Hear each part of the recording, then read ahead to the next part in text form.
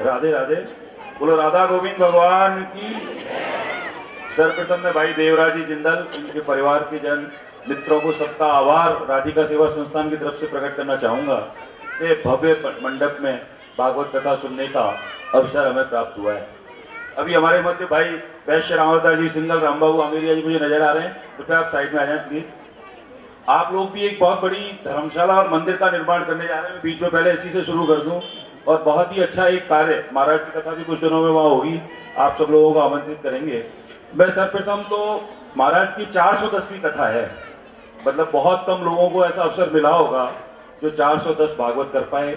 इस समय भी 151 कथाएं महाराज ने मात्र 3 वर्ष और 50 दिन के अल्प समय में की। ये एक विश्व कीर्तिमान है, जिसमें जो लोग महाराज से जुड़े हैं वो तो जानते हैं। महाराज के इस कार्य में साथ साथ उन्होंने कुछ ऐसे कार्य भी प्रारंभ करे, जैसे एक राधा नाम बैंक की स्थापना करी। जैसे राम नाम बैंक हम सब लोग जानते हैं, उसी तरह से राधा नाम बैंक की स्थापना की है। उसकी भारतवर्ष में बहुत सारी शाखाएं चल रही हैं, और उसके माध्यम से लोग अपने राधा नाम लिखकर अपनी जीवन की धारा बदलने का प्रयास कर रहे हैं। भाई और बहनों, एक और बात मैं बताऊं, राधिका सेवा संस्थान की स्थापना लगभग 4 वर्ष पूर्व महाराज ने की। इस विशेष आयोजन, इसका कुछ ऐसा था नहीं कि स्थापना की आवश्यकता लगे, लेकिन एक परिवार यहीं पड़ोस में दुर्गापुरा में शांति नगर में महाराज की कथा चल रही थी। कथा एक मंदिर प्रांगण में हो रही थी। वहीं पास में एक गरीब परिवार रहता था, उनकी पत्नी का हृदय का ऑपरेशन होना था, बाल बदलना था। वो आके महाराज से मिले कि महाराज आप तो कथा करते हैं, कुछ ऐसा कुछ आपके पास सब तरह के लोग आते होंगे, कोई सहयोग मिल जाए। हम लोगों की बात हुई, भाई बाल कृष्ण जी चित्तौड़ा, सुंदर जी मित्तल, हम सब लोगों ने सोचा इसके लिए क्यों ना एक छोटा सा फंड एकत्रित करें और एक ट्रस्ट की स्थापना की। ट्रस्ट में महाराज वर्ष में एक कथा किसी भी धार्मिक स्थल पर, जिसमें तीर्थ स्थलों पे करते हैं, वहाँ जो भी राशि एकत्रित होती है उसे हम लोग बैंक के खाते में जमा करा देते हैं, और उसके माध्यम से जो भी सहायता हो पा रही है हम लोग कर रहे हैं। जो लोग ट्रस्ट से जुड़े हैं वो तो महाराज के कार्यों के बारे में जानते हैं। गत वर्ष 4 ऐसे बच्चे जिनके माता पिता की मृत्यु हो गई असमय ही, बहुत छोटे बच्चे थे, उनमें 2 लड़कियां बड़ी थी, दोनों बच्चे छोटे थे, उन्हें हमने गोद लिया। दोनों कन्याओं का विवाह सबके सहयोग से। आप लोगों को बता रहा था कि ट्रस्ट ने 4 बच्चों को गोद लिया था, उनमें से 2 कन्याओं का विवाह गत वर्ष हो गया है, और दोनों जो बच्चे हैं छोटे हैं, उन्हें एक विद्यालय में प्रवेश दिलाकर और छात्रावास में हम लोगों ने उनको रख रखा है, और ट्रस्ट उनकी निरंतर जीवन यापन की व्यवस्थाएं कर रहा है। इसी तरह ट्रस्ट चिकित्सा के क्षेत्र में जो भी संभव है सहायता कर रहा है। ऐसे बच्चे जो आर्थिक स्थिति खराब होने के कारण या किसी जरूरत के कारण अपनी शिक्षा जारी नहीं कर पा रहे, उनकी शिक्षा के लिए हम लोग प्रयासरत हैं। एक और कार्य ट्रस्ट के द्वारा निरंतर किया जा रहा है। हमारे भाई एलन जोशी जो इसी क्षेत्र में रहते हैं, कई वो मनोहरपुर के रहने वाले हैं, कुछ साल पूर्व उन्होंने एक कथा वहाँ मंदिर के निर्माण के लिए कराई। महाराज ने उसके बाद एक निर्णय किया कि कोई मंदिर ऐसा है जिसको पुनर्निर्माण की आवश्यकता है अथवा जहाँ विस्तार की आवश्यकता है, वहाँ विशेष रूप से कथा आयोजित की जाए। उसमें जो भी राशि या जो भी चढ़ावा आता है, महाराज कोई भी 1 रुपया अपने पास नहीं लेते, उस मंदिर के पुनर्निर्माण में सहयोग में दी जाती है। ऐसे कई, एक नायन गांव है जीतगढ़ के पास, वहाँ मंदिर में एक कथा हुई, वापस 1 साल बाद दोबारा कथा हुई, और आज एक अच्छा मंदिर वहाँ पे बनकर तैयार हो गया है। यहाँ तक कि जयपुर में आप लोग श्यामनगर में सब लोग परिचित हैं, काफी अच्छा मंदिर बना हुआ है हरिहर मंदिर के नाम से, उस मंदिर में भी कथा हुई, और उसके रखरखाव के लिए जो भी हमें राशि प्राप्त हुई हमने वही मंदिर को दान में दे दी। यहाँ तक कि कुछ मंदिर जो कि सामाजिक कार्यों से जुड़े हैं, मालवीय नगर के जो लोग यहाँ बैठे होंगे वो जानते होंगे कि वहाँ एक वैष्णो देवी माता का मंदिर है सेक्टर 4 में, वो लोग एक होम्योपैथी डिस्पेंसरी चलाते हैं। महाराज ने वहाँ विशेष रूप से कथा की, जो राशि एकत्रित हुई वो सारी की सारी राशि उस होम्योपैथी चिकित्सालय के चलाने के लिए हम लोगों ने वहाँ सहयोग के रूप में दी। इस तरह निरंतर ट्रस्ट कोई ना कोई कार्य छोटा मोटा जो भी संभव है सबके सहयोग से कर रहा है। मैं आप लोगों से भी एक निवेदन करना चाहूँगा जो इस क्षेत्र में रहते हैं। भाई गिरधारीलाल जी अग्रवाल हमारे से परिचित हैं, खुद देवराज जी जिंदल, एलन जोशी, सुंदर जी मित्तल इस क्षेत्र में ही रहते हैं। आपको कभी कोई ऐसा लगता है कि ट्रस्ट की कहीं आवश्यकता है, ट्रस्ट का कहीं सहयोग दिलाया जा सकता है, कृपया निसंकोच संपर्क करें। हम लोग, मुझे पूर्ण उम्मीद है जो भी संभव होगा हम निश्चित रूप से सहायता कर पाएंगे। मैं और आपका अधिक समय नहीं लूंगा। बोलो राधा गोविंद भगवान की जय जय श्री राधे, जय जय श्री राधे, जय जय श्री राधे। आइए हम लोग दर्शन सिंह कथा का श्रवण करें। उससे पूर्व 2 क्षण के लिए प्रभु के नाम का आश्रय लेंगे, उसके बाद आगे कथा का हम श्रवण करेंगे। आप सभी बड़ी श्रद्धा और भाव से हमारे साथ प्रभु के नाम का आश्रय लेंगे। हरे कृष्ण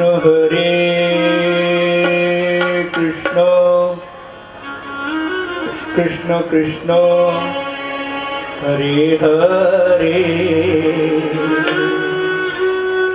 हरे राम राम राम हरे हरे। हरे कृष्ण कृष्ण कृष्ण हरे हरे। सभी बोलिए हरे राम राम राम हरे हरे। हरे कृष्ण कृष्ण कृष्ण हरे हरे, हरे राम राम राम हरे हरे। हरे कृष्ण कृष्ण कृष्ण हरे हरे। हरे राम राम राम हरे हरे। हरे कृष्ण कृष्ण कृष्ण हरे हरे, हरे राम राम राम हरे हरे। हरे कृष्ण कृष्ण हरे हरे। हरे राम राम राम हरे हरे। हरे कृष्ण कृष्ण कृष्ण हरे हरे, हरे राम राम राम हरे हरे। हरे कृष्ण कृष्ण कृष्ण हरे हरे। हरे राम राम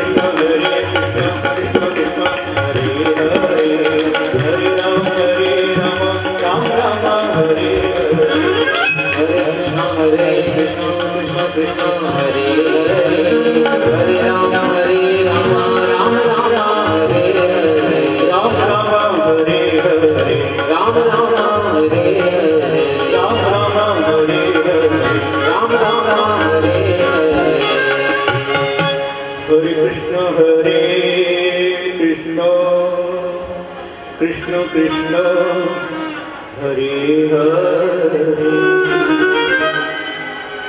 हरे राम राम राम हरे हरे। जय जय श्री राधे जय जय श्री राधे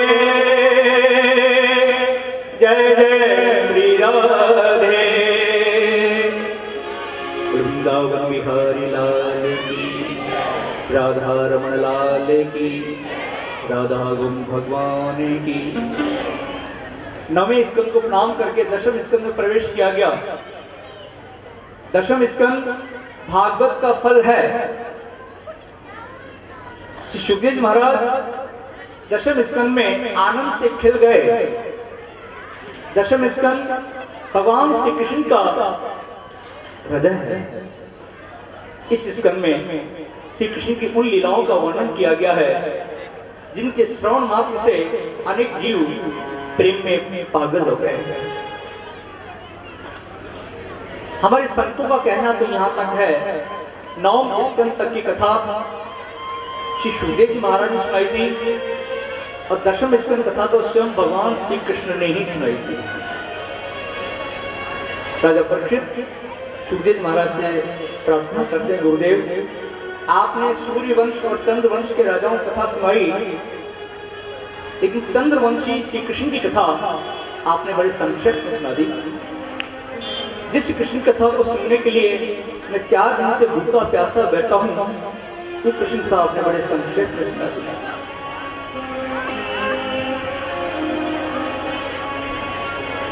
मुझे कृष्ण कथा कृपा करके विस्तार उसको सुनाइए। सुखदेव महाराज कहते कि राजन आपने कई दिनों से कुछ खाया पिया नहीं है, अतः आप पहले कुछ जलपान कर लो, उसके बाद हम आगे कथा का श्रवण करेंगे। राजा परीक्षित प्रार्थना करते हैं, गुरुदेव कुछ दिन पहले मुझे भूख प्यास सताती थी। जिस भूख प्यास के कारण मैंने मृत सर्प ऋषि के गले में डाल दिया था, वही भूख प्यास मुझे अब नहीं सता रही है, क्योंकि अब आपके मुखारविंद से वो हरि कथामृत निकल रहा है। मैं अब उस हरि कथामृत का पान कर रहा हूं। मेरी तो बस एक ही इच्छा कर रही है, आप कथा सुनाते रहें और मैं कथा सुनता हूं। सुखदेव महाराज कहते हैं, राजन कृष्ण कथा के लिए तेरा प्रेम देख करके मुझे बड़ा आनंद हो रहा है। श्री सुखदेव महाराज ने श्री राधा कृष्ण से प्रार्थना की कि प्रभु आप ही मेरे हृदय में विराजमान होकर के आगे कथा का श्रवण कराएं। सुखदेव जी कहते हैं, राजन धरती पर दैत्यों का अत्याचार बहुत बढ़ गया था, लोग बहुत दुखी हो गए थे। धरती दुखी होकर के ब्रह्मा जी के पास आई और ब्रह्मा जी सभी देवताओं को साथ में लेकर के प्रभु नारायण के पास आए। पुरुष सूक्त से श्री हरि की प्रार्थना करने लगे, हे प्रभु अब तो कृपा कीजिए, अब तो अवतार धारण कीजिए।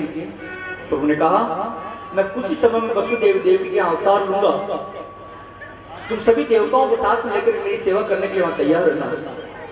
इधर मथुरा में वसुदेव देव का विवाह हुआ, स्वयं कंस ने वर वधू का रथ चलाया। उसी समय एक आकाशवाणी हुई, अरे कंस देवकी के 8वीं संतान तेरी हत्या करेगी। आकाशवाणी सुनकर कंस तलवार लेकर देव को मारने को तैयार हो गया।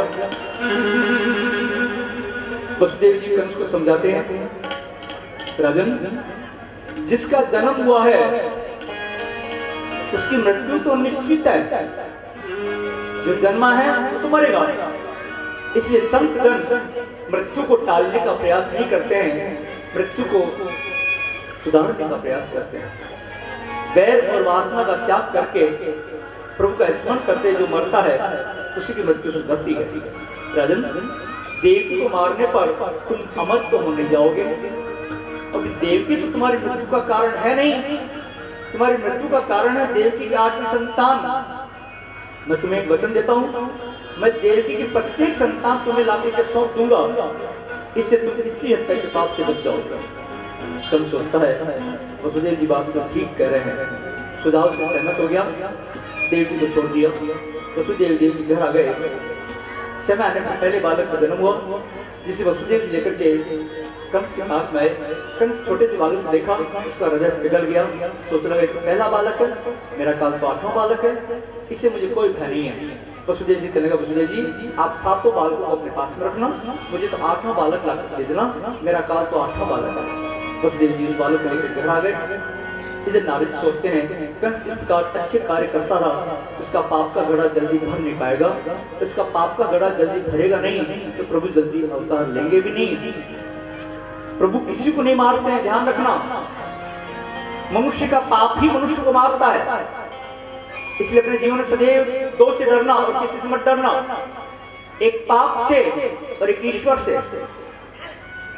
नारद जी कंस के पास गए तो कहने कंस तू बड़ा भोला है, अरे कोई बालक 8वां हो सकता है,